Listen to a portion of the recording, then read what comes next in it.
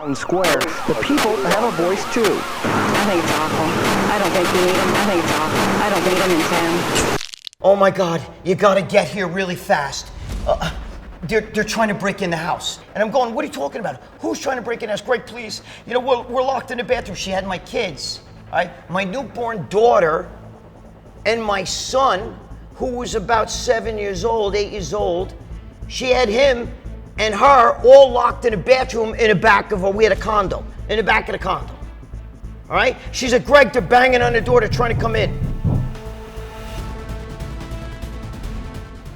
Listen, in the 90s, when I was doing the drug dealing thing, and don't say steroids ain't drugs, because they're drugs, and I wasn't just dealing like some guy in the gym, here, can I get do you have a bottle of test? No, I was dealing with guys who were dealers, so I would get big loads and, distribute it, okay? I already got locked up for it, so I can talk about this shit. Anyway, so I just got a big load of shit, steroids, and I used to keep it at my girlfriend's house. And we just got a big shipment, and one of the guys I was in with was a guy that I've known a very long time since we were young. Okay, his name was Carlos, all right? Carlos was my boy. We grew up, we did a lot of things together. He was involved with what I was doing, with all the drug dealing and everything. And so anyway, this story's a little rough for me, and you'll see why in a second. So anyway, we got a big load of stuff, and I'm at the gym one night, and I take my girlfriend home, and I notice when I pull up, her door looks fucked up. All right? The front door of her apartment. All right? Now, she didn't live in an apartment building. She lived in a little separate house, but it had an apartment. And I'm like, what the fuck's wrong with your door? So I get out of the car, go up, and I realize it's off the fucking hinges. The door was kicked in because we used to keep the shit at her house. My partner, Frank, and I, and somebody tried to rob us. Now, there's not too many people who knew that we got things in, and there's not too many people who knew where she lived. And I'll never forget, I had parabolans, real parabolans from France. Check that shit out. You motherfuckers wish you had that, all right? This ain't like no trend, like none of that fucking trend shit. This shit was the real deal. So I had real parabolans, and I had a bunch of other things, and I had estradiol cypionate, because we used to actually give it to a couple trannies that would sell that shit to other trannies in New York. All right, we'd go to Sound Factory, we'd give it to, we'd make a drug deal, and they would sell it to the other girls. So we had it like that. The parabolan and estradiol cypionate, key word, right? You know what I'm talking about. Those two were key drugs, all right? We had everything else. I had test probe, Deckers, everything. We had stera shit going out the ass, bro. You know what I mean? So all of it is gone. Next thing I know, my phone rings, and it's my wife, and she goes to me, oh my God, you gotta get here really fast. They're trying to break in the house. And I'm going, what are you talking about? Who's trying to break in the house? Greg, please. We're locked in the bathroom. She had my kids, all right? My newborn daughter and my son, who was about 7 years old, 8 years old. She had him and her all locked in a bathroom in the back of her, we had a condo, in the back of the condo. All right? She said, Greg, they're banging on the door, they're trying to come in. And I'm like, oh my God. Now, my girlfriend lived only about 3-4 minutes away, all right? So I bolt over, go to my house, and I get there, there's nobody there. But at the condos where I live, there's different levels, and up here, there's a road, and I could hear 2 motorcycles pull away. I knew that that's who was trying to, somebody on those motorcycles. I ran through the woods, bro. I had 2 handguns, and I was walking around at 2 o'clock in the fucking morning outside my condo complex going, I'll fucking kill you motherfuckers. If I catch who you are, I'll fucking kill you. I mean, I was like I was a madman, bro. And let me tell you something, I'm not joking. My mindset was, You're at my fucking house. You're trying to break in. My kids and my wife are cowering in a bathroom in the back of the house. They're, scared that somebody's breaking in at your house at 2 a.m. In my mind, I was going to kill them, and I would have been justified. And I'm sure a lot of you people think, bro, I'm with you on that. Same shit. I feel the same way. So anyway, they got away, and they're lucky because I would have killed them dead. So I talked to my boy Frank, who was my partner, and he's telling me, bro, you know who that was? That was Carlos. That's your boy Carlos, that cocksucker. I know it's him. Now, a little sidebar here, all right? We had been robbed at the gym about a month and a half, 2 months before. All the windows were broken. They broke in the gym. They stole equipment. Bro, they pulled a truck up to the fucking, we had big bay doors to open it. They actually stole like fucking hammer strength machines, treadmill. Dude, they fucking robbed my gym. Dude, you have no idea. Okay? They robbed my gym, and we had steroids stashed in a certain locker. In a certain locker in the gym. And they knew just what locker it was. Nobody else knew. I had 1,000 lockers. My locker room was huge. Nobody knew but a few people where that locker was. And Frank is telling me, bro, it's Carlos. And I said, nah, it can't be him. It can't be him, bro. We grew up. I know him too long. We did a lot of shit together. We did a lot of fucking bad things, good things, all kinds of shit.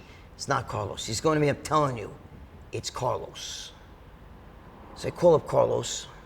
And I'm, Carlos, what the fuck? He swore it wasn't him. Next thing I know, I get a call, right? And it's Frank.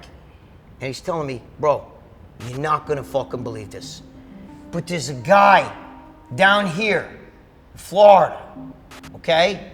He just told me he's selling all these steroid shit, and he's got parabolin and estradiol cypionate. Come on, all right?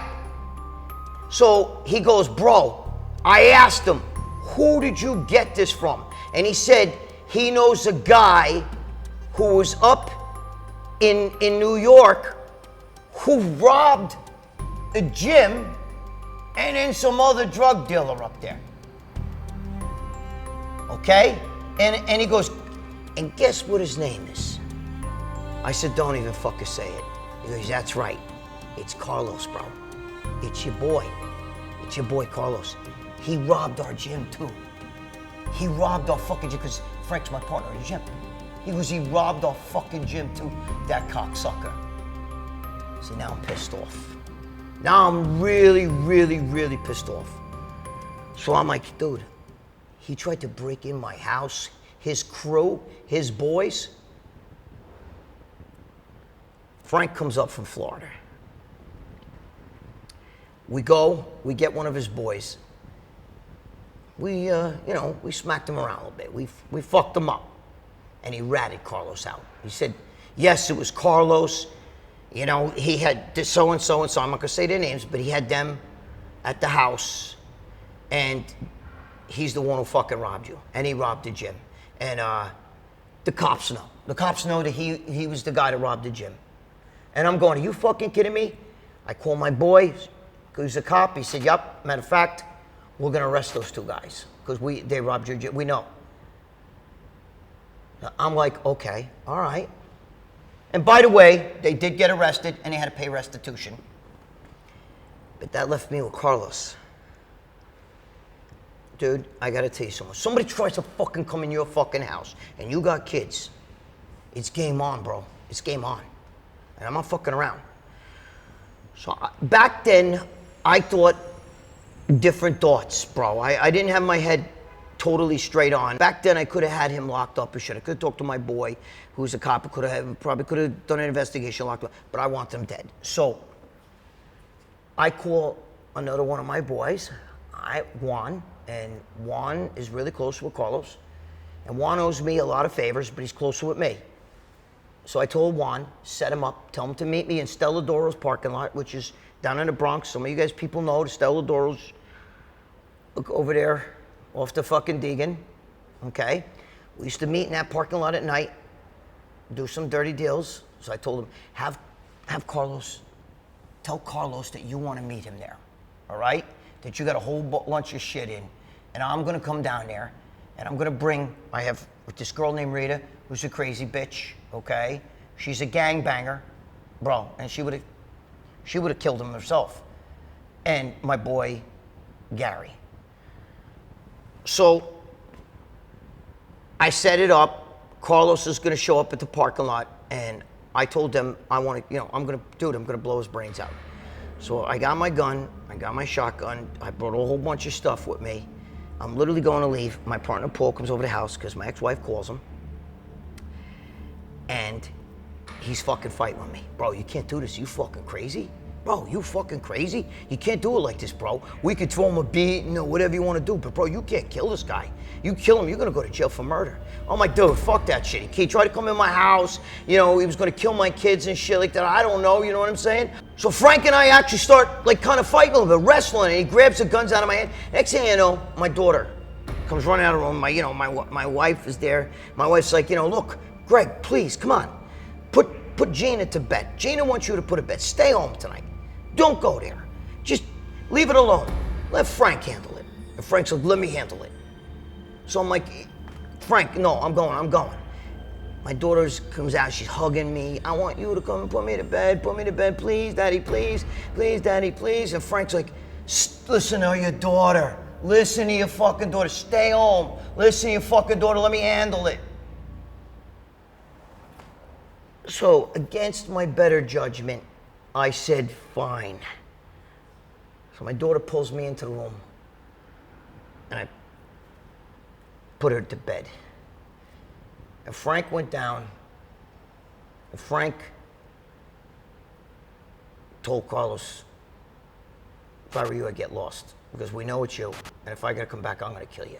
My daughter, basically, she saved me, because I would have went there and I would have killed Carlos. He would have been a dead man. And I would have been in jail for murder, because I was going to kill him. I'm not gonna lie.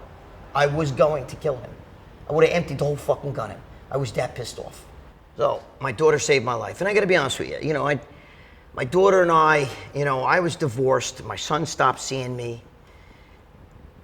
Went through a lot of shit, man. You don't know. But the one person that stuck by me was my daughter. She was only 3 years old, but she stayed with me the whole time. She was younger than that when this stuff happened. But, when we fully got divorced and, I left, done, and my girlfriend passed away, she, if you watch this Generation Iron, we talked about it. So anyway, my daughter and I, we had this great relationship. We go down and we would, we went to Seaside Heights, and I remember down there I had been with Snooki, and Snooki was walking down a boardwalk, and all these fans were around her, and Snooki was telling my daughter she was gonna do her hair and all this shit, but so I was hiding from Snooki. I didn't want her to see me with all these fans. My daughter was getting mad. What are you doing? And I brought her. She was pissed off because she wanted to hang out with Snooki and everything. And so we went instead. We went to Snooki never saw me, so we went in instead, and I brought her on a set of Jersey Shore, and she got to hang out with Paulie D. She was actually in a scene. Her, my niece, my girlfriend who's here now, her brother, and my girlfriend was there, but she didn't get involved. And so they were in a scene and everything, and we get back and we're at the swimming pool. Just this little girl just swimming around in a pool. And she comes up to me and she goes, I know who you are. And she had to be like 5 or 6 years old. And she's with her mother and everything. And I said, yeah, you know who I am? Who am I? Am I Barney? And she's like, no, your name is Gregg Valentino. And she talks just like that. And she goes to me, you were on Ripley's Believe It or Not. And I go, holy God, this kid really knows who I am. Oh my God. So I said, really? What are you doing watching Ripley's Believe It or Not? And she goes, well, my dad is a big fan of bodybuilding, and my dad loves you. And I said, really? She goes, yeah, we watch Ripley's Believe It or Not. I saw you in the show, and you got really big muscles. And she goes, come swim with me. And I'm like, what? And then my daughter's, teenager, obviously, and everything. So the little girl's asking me to swim with her, and we're playing, and we're swimming, and my daughter's playing with her in the water, my niece is playing with her. My girlfriend's brother Eric is playing with her, and she's and she'd always come over to me, hi, Beck, and she'd swim and play and splash and everything. And I was even teaching her how to swim, and she'd climb on my back. And the mother made friends with my girlfriend. The mother sitting with my girlfriend, and for a couple days we did this thing. We're at the pool every day. I remember even a little girl, she'd be in a little nightgown once, and she's walking in a hallway. And this is in Toms River, New Jersey, and it's in Howard Johnson's, Toms River, New Jersey. And we were walking the hallway. She got the little bucket of ice, and she looks at me and goes, she's almost like flirtatious. I don't mean like in a dirty way, but I mean like, hi, Greg, like that, and she'd walk. And what a beautiful little girl. What a happy, beautiful little girl, man.